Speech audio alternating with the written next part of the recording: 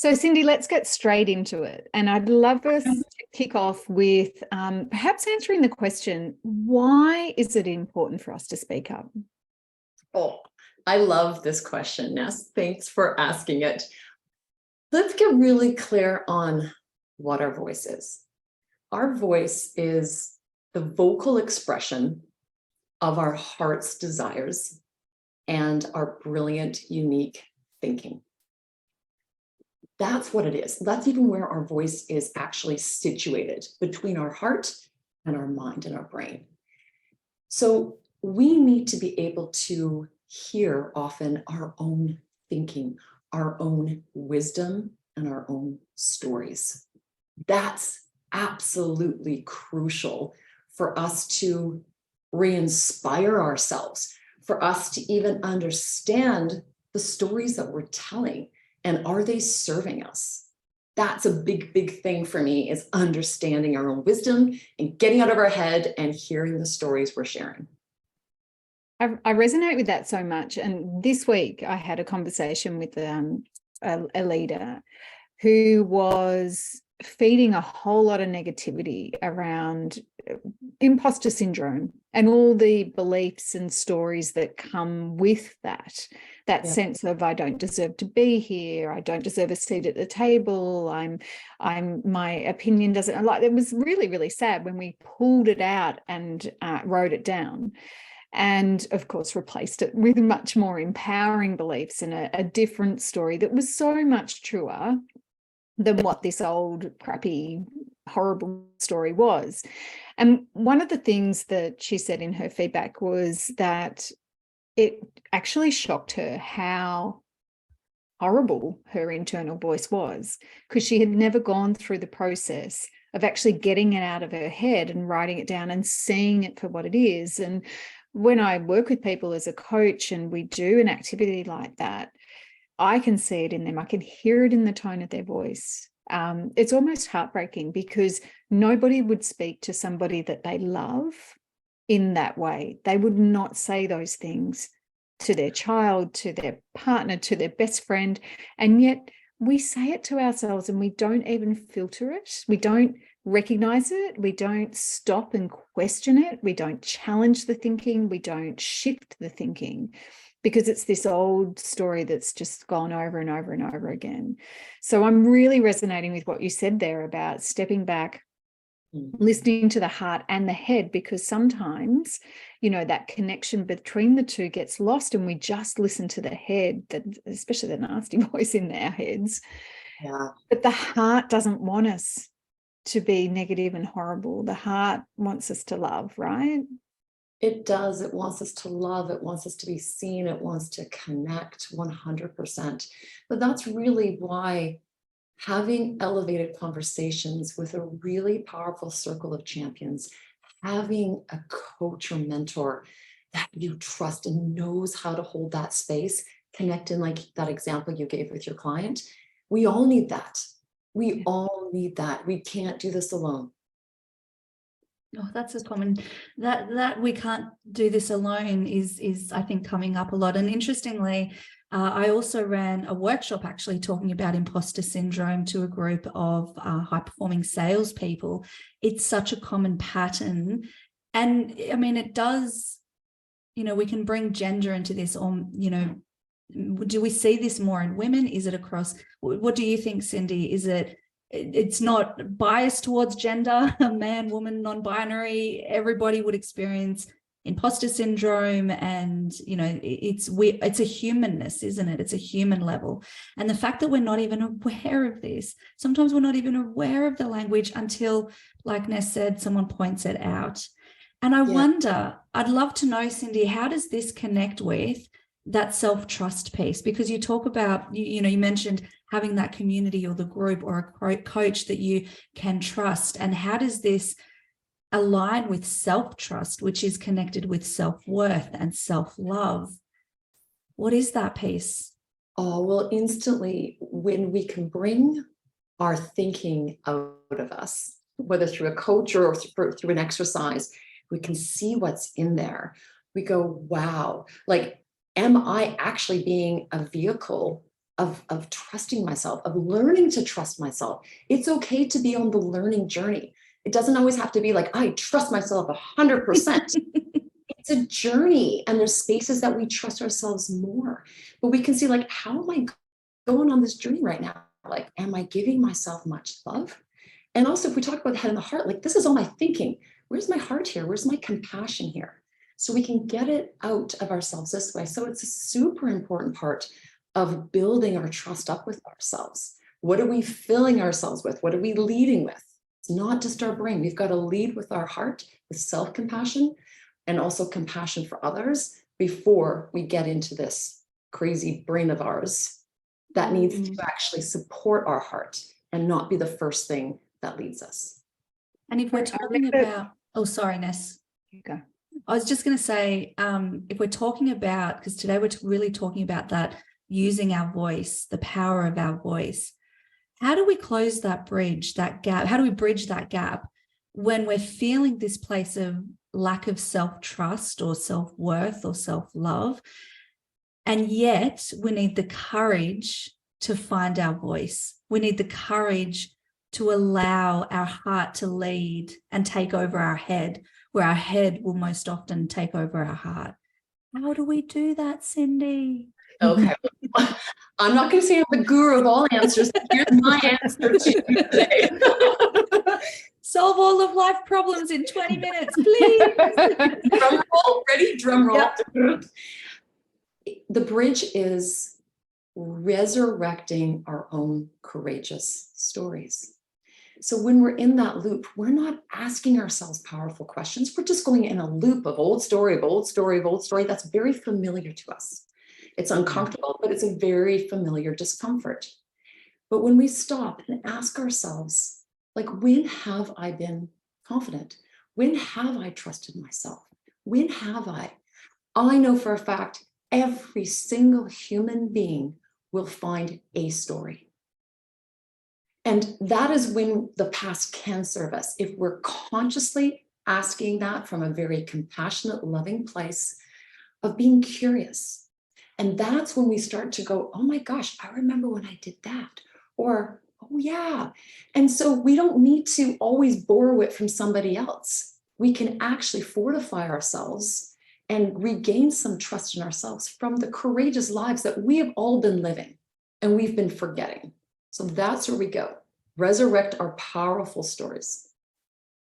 That's such great advice. I know that what I see as a pattern sometimes when could be a business owner who's starting something new. Maybe it's a new phase of business. Maybe you're taking on a team. Maybe there's something going on there that you haven't done before. It could be the first time you're doing something. Or out there in the corporate world, I see it with leaders who get a new role and, all of a sudden they're back day one of school, right? And what we tend to believe, like we should all over ourselves around, we should be at this level day one, that we left that last position or that last, thing we knew really, really well that we did for 10 years. Yeah. And I left that. And then I have an expectation, the standard that I have set is the standard that I was on my last day of that experience compared to where I am on day one of my new experience. And we don't cut ourselves slack. We have really, there's something about having a high standard, but this is almost an impossible standard because we forget to get to day whatever, the end of that part of our experience. We had to start not knowing. We had to start having a conversation perhaps that was really hard, or we had to start learning a new skill or, just anything. But our brain forgets that. And it only remembers the most recent experience, which is I was good at that. And now I suck at it. Really. Yeah. And also, and almost unwillingness to let people see our messy journey. Like the fact that we don't have all the answers all the time. And often when we feel like we're fumbling, we're actually right in the middle of our success, but it doesn't feel that way now because we're learning, we're new. So letting people in on the journey, because that's when people connect with you. That's when, even as a leader, use that example, Ness, as a leader, can you imagine someone starting that role by really fortifying themselves from their own stories and their own success of their last role they had, and that's what got them here, but also letting their team know, hey, listen, I'm so excited about this.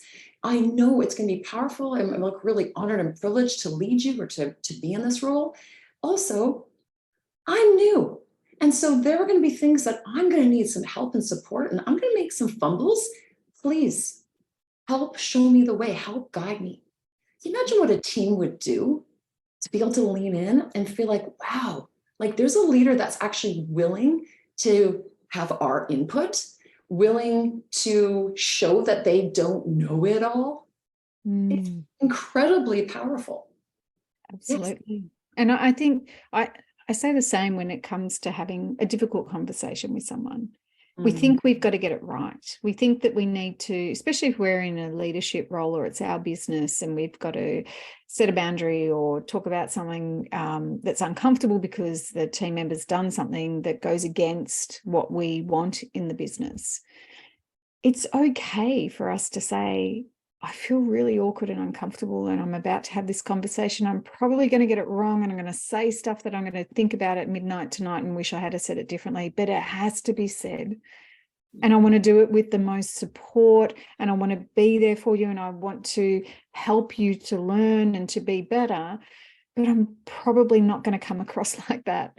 So can you bear with me while we go through this together? Like imagine, from my perspective, I think I had another human being that vulnerable and open with me because they care about the outcome and because they're putting themselves into a position where they might not feel comfortable, but they know they've got to do it because it's going to be to the betterment of both them and the team and myself.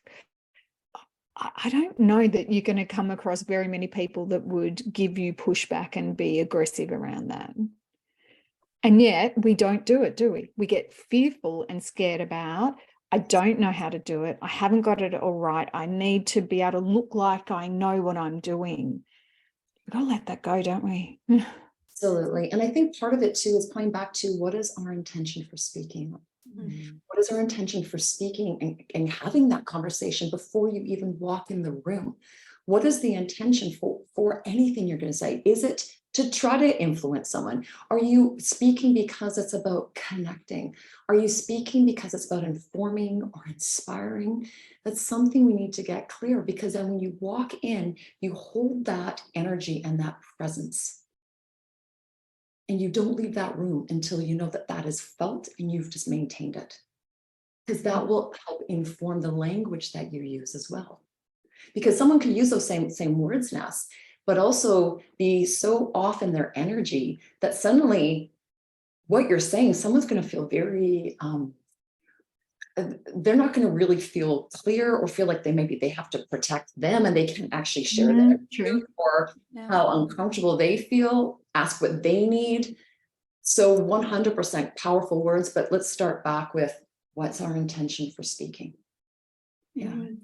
I think that's really important to consider in this communication piece. And I also think when you have somebody that's being vulnerable with you, so whether it's in a leadership role, we had the two examples, I'm new in this role, let's do this together. Maybe there's an awkward conversation or tough conversation.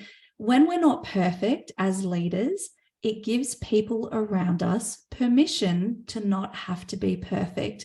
And I think this is such an important aspect. When we're authentic, and that word can be overused, but authentic in its truest sense of being okay with who we are, not feeling like we have to mask, the loud energy, bringing it down, the quiet person having to feel like they need to be louder, whatever that is for our unique selves, actually finding this place of inner certainty of who we are and bringing that uniqueness also gives permission for other people to do the same. And I have a really cool example. I don't know, do you guys know Jonathan Van Ness, JVN from Queer Eye? Okay, so some listeners may or may not. It's the modern day version. It used to be Queer Eye for the straight guy back in the day. Now it's Queer Eye. And JVN, go Google him, Jonathan Van Ness. He is fabulous. I love him. He is so out there. He is just living his most authentic life. He he's out there. For some people, that's how some people would see him. And I always think about him. I know it's digressing a little bit, but I think about him because what I love about him the most is that he gives people permission around him to be whoever the heck they want to be their true selves. And we have an opportunity to do this as leaders, as human beings, as partners, as parents, as sisters, whatever role it is. The more we can embrace vulnerability, being a bit eccentric or not, or whatever, we are allowing the space for people to do the same. And I think that's a really important message in this conversation, as well as Googling JVN. Definitely. I'm a queer-eyed straight guy. 100%. And I really believe that most of us really believe that. We really do. But it's always that, like, what's that little moment where you just want to, but you kind of go, ugh, right? And so it really is like, just sometimes it's actually practicing it. Maybe this is a big thing that's coming up right now. It's, allow ourselves to practice trying to make even letting people know a little bit more about yourself. Practice even the discomfort of people kind of laughing at you. Yeah. I really mean it. Like, purposely go out and ask something ridiculous just to see what people think, because the biggest fear is, like we said before, it's about being rejected or being judged. But you know what? Those are just emotions. We've all been rejected before. We've all been judged before, and we've survived. Yeah. If we can fortify our willingness to sit with an emotion and let it move through us. And yeah, we got to shake it off, of course. But you realize, actually, I'm okay. I'm okay. So I think that's part of it, because 100%, anytime we see someone be goofy or daggy or go, oh my God, like I totally screwed up, the ability to laugh at ourselves. One of my favorite quotes, it's from Shirley MacLaine, right? She's just a classic. But she's like, life is too serious to take seriously. Mm. And we just honestly take ourselves so damn seriously. And yes, life's important. And yes, the work that we love doing and supporting our clients and our people and our families and strangers in the world, that's super important. But I know when I get too serious, I don't serve to my highest level. I don't. Do you? Do either of you? No, because also that's head. That is being in our head. And that is not where we serve best from. Yeah. That's not where we thrive, really, even though we kind of trick ourselves into thinking that's the space to come from. Such a good point. Absolutely. Absolutely. So, yeah. Where else do we want to take this amazing time? I know, and this is part 2. Oh, seriously, it's so good. There is so much power in what you've shared. Ness, I can see you've got something on the tip of your tongue. Go, girl. Oh, I was just going to say, I was listening recently to Kemi Nekbempel. I don't know if you've heard of her. She wrote the book called Power. And she did a series on Audible where she was coaching sessions. And one of them was with Abby Chatfield. And Abby is a highly successful businesswoman in her own right, following her exposure on reality TV shows like The Bachelor and so on. And there was a moment in the session where Kemi asked her to take some deep breaths. And then she asked her 3 questions. And one was, the first one was, how does your head feel right now? Or what does your head feel right now? And then another 2 breaths, and it was, what does your heart feel right now? And after another 2 breaths, it was, what does your gut feel right now? And it was so powerful. It happens in, a 30-second kind of time frame, maybe a minute. But the first response that came from each of those head, heart, and gut were all completely different. Yeah. And, I can't remember specifically what the head one was. It might have been exhausted or something, but the heart felt lonely. And they were very different words and meanings and emotions. And it was so powerful. And it reminded me of the value of having someone hold your space for you to allow you the opportunity to do that. But also we can do that for ourselves. We can quieten down the noise around us. We can take ourselves maybe out into nature or just, in a quiet space in our own home and actually just ask those questions of ourselves, take the deep breaths to get really present. And what I think holds us back from doing that is a fear of what we might uncover. And if we uncover something scary, what does that mean about me? And yet, I truly believe that knowledge of how we really are and what we're feeling is really powerful to be able to be a place to create change from.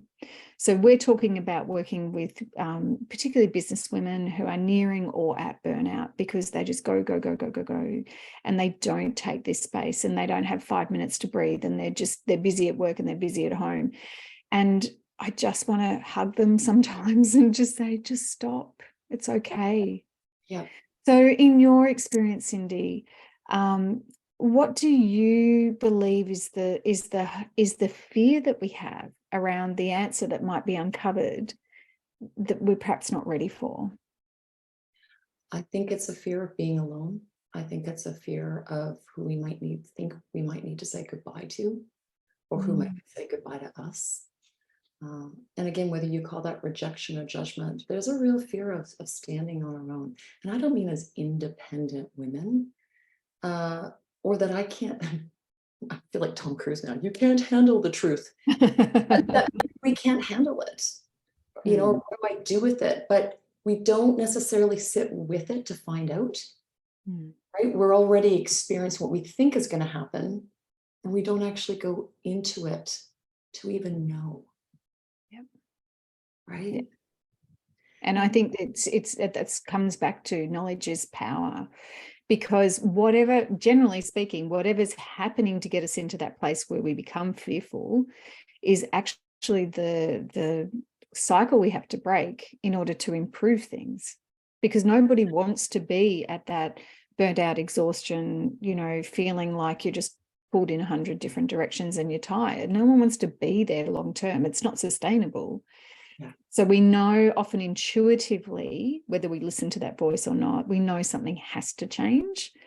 And so we bury our head and just keep going at the pace because that's what we know to do. That's how we've got to this success or not so far. So I guess what I really want our listeners to consider is if you're resonating with that sort of work feels chaotic and you're stuck in the busy trap and you're on Juggle Street, if you're resonating with any of that, there is such power in stepping back because I believe it's about that is self-love, that is self-care, really checking in. Because you're right, Cindy, maybe something has to change in our lives or in our business, or we might need to fire a client, or more.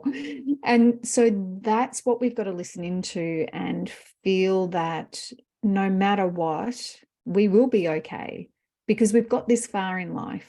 We've backed ourselves into the leadership role we're in or into the business we've created. Yeah. Well, and one of my sayings is that we need to, I might have said this before, but I can't remember, but I talk about being deliciously selfish.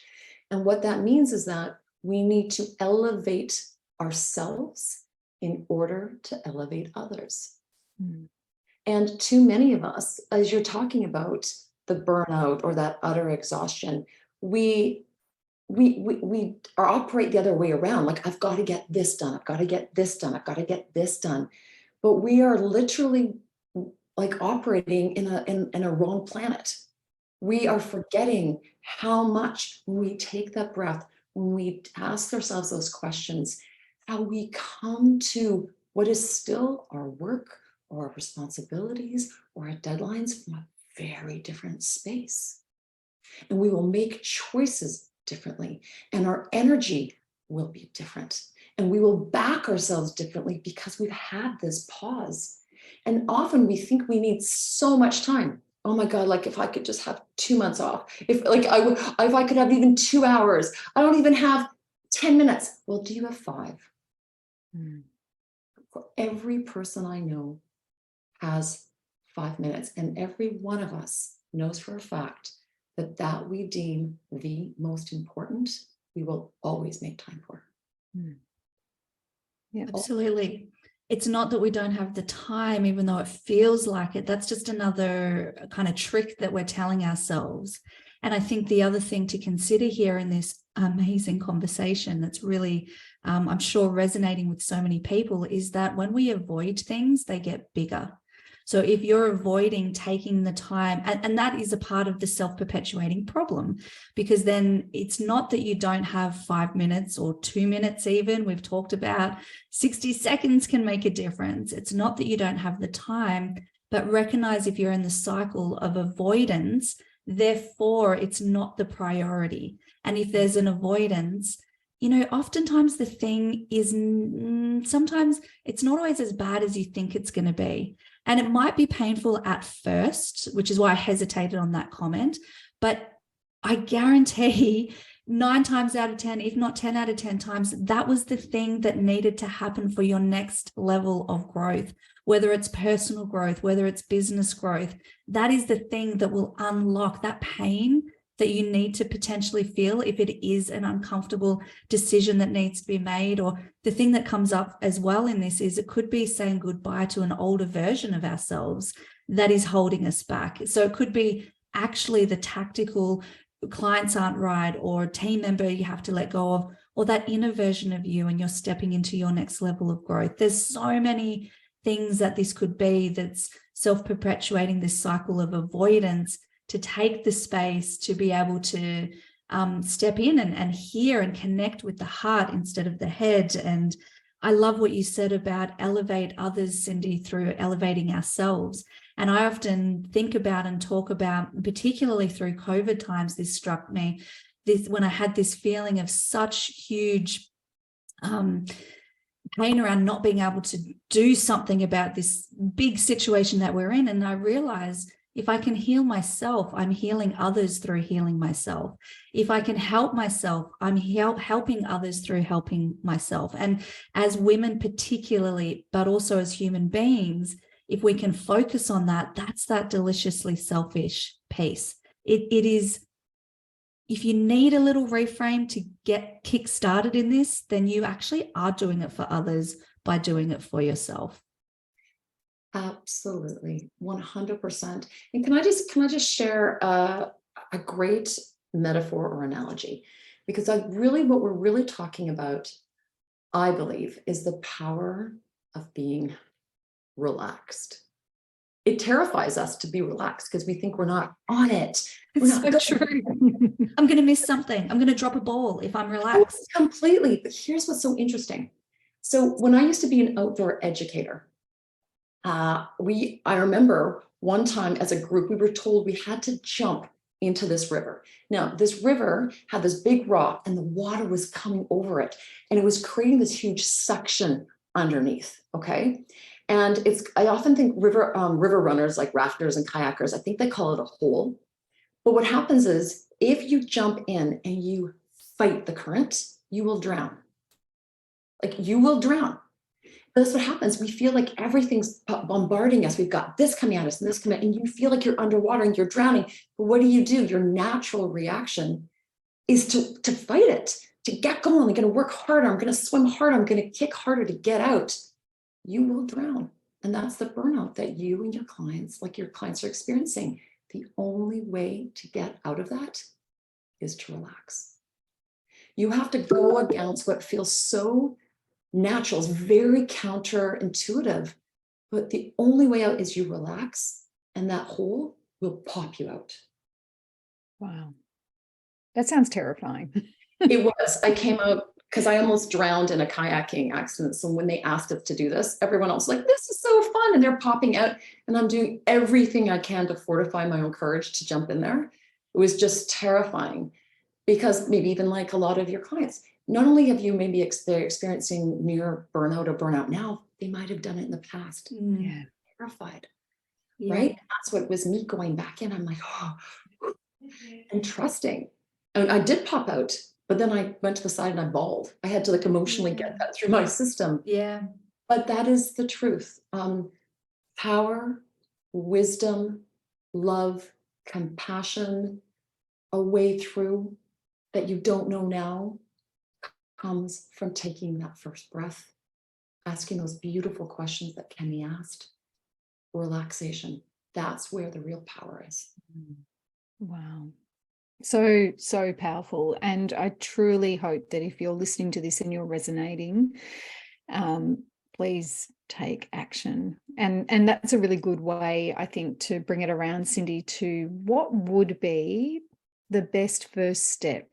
So if we want to break this cycle that we've been talking about of getting to the point of exhaustion, or, you know, just this fear-based around what am I going to find out? What's the first step that someone needs to make that they could do, take action on, maybe within the next 24 hours, to be able to break that cycle and find a way to relax, find a way to be deliciously selfish, find a way to just start to get themselves out of this situation?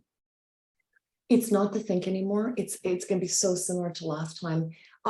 If you were just, you maybe use the word deliciously selfish. Let's think of the first word, delicious. What's one thing that would feel delicious?